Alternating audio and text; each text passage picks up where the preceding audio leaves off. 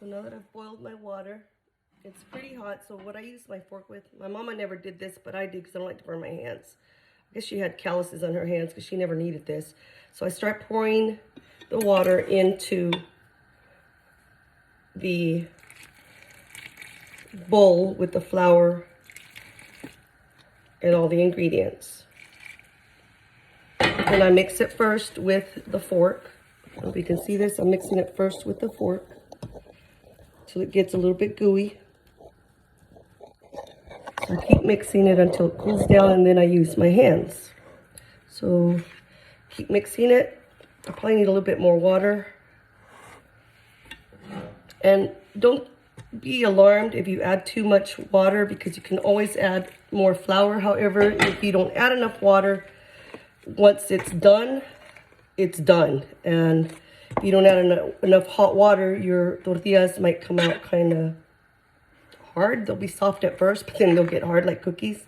So, in my opinion, if you add too much of anything or not enough, it's either going to be too hard, they're going to turn out like cookies, or they'll be good for a day, and then as soon as they cool off, they're going to be hard. They're going to get hard.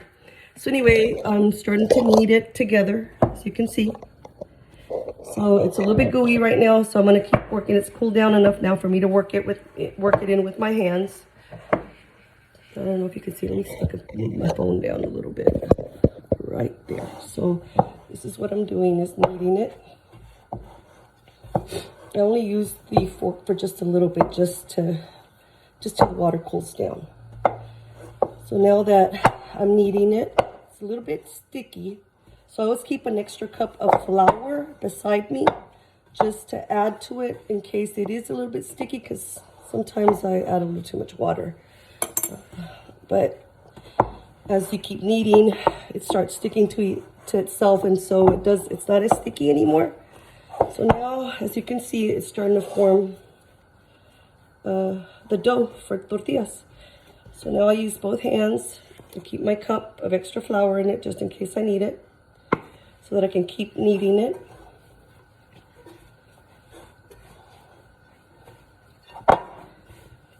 Okay, so now I'm going to take it out of the bowl,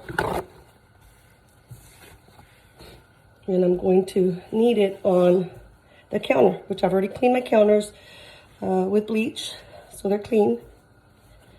So you knead it.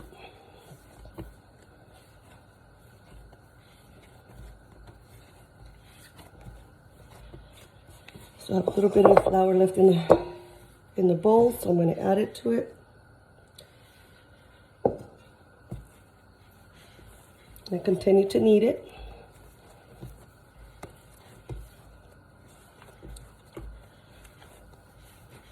So once you have it to a good consistency, then what you're going to do is let it sit for about 5 minutes in the bowl covered, so that the baking powder can help the masa rise. So here you go. It's ready. So now I'm going to let it sit for 5 minutes. I'll be back in 5. This is what it looks like. So I put it in my bowl, and I use a dishcloth to cover it for 5 minutes. I'll be back in a few.